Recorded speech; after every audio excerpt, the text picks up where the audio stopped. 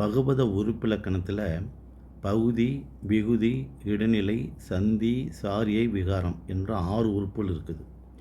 இந்த 6 உறுப்புகளுக்கும் அடங்காமல் 7வதாக ஒரு உறுப்பு வரும். அந்த உறுப்புக்கு தான் எழுத்து பேருன்னு பேர்.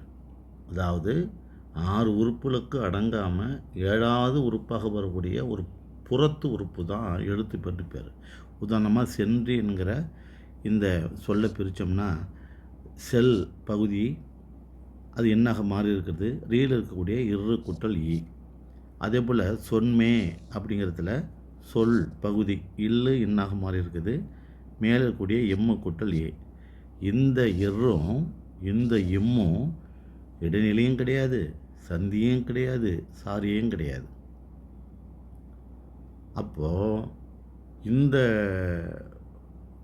உறுப்பு இருக்குது பார்த்தீங்களா, இறுங்கிற உறுப்பும் எம்முங்கிற உறுப்பும் இது இந்த பகுதி, விகுதி, இடைநிலை, சந்தி, சாரி ஆகிய 6 உறுப்புகளுக்கும் அடங்காத ஒரு உறுப்பு. ஏன்னா எம்மு அப்படிங்கிறது சாரியிலையும் வராது, சந்தியிலையும் வராது. இரு என்பது இடைநிலை வரும். ஆனால் அந்த இரு இந்த வார்த்தை இறந்த காலமாக இருந்தால் தான் இறந்த கால இடைநிலையே வரும்.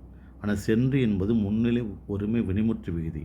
அப்போது அங்கே வரக்கூடிய இரு இது பகுதியையும் விகுதியையும் இணைக்கக்கூடிய எழுத்தாக வருகிறதே தவிர இடைநிலையாக வரல. அதே போல் எம்மு என்பது சாரியும் கிடையாது, சந்தியும் கிடையாது, இடைநிலையும் கிடையாது. இருந்தாலும் மேலே இருக்கக்கூடிய எம்மு ஏவோட சேர்ந்து மேனு உருவத்தினால எம்மு சேர்க்குறோம். எனவே இந்த இரும் இம்மும் 6 உறுப்புகளுக்கும் அடங்காத ஒரு உறுப்பு என்பதனால அதுக்கு எழுத்து பேருன்னு பேர். இரும் இம்மும் இந்த 2 வார்த்தைகளுடைய எழுத்து பேருங்கிறத நீங்கள் தெரிஞ்சுக்கணும். நன்றி, வணக்கம்.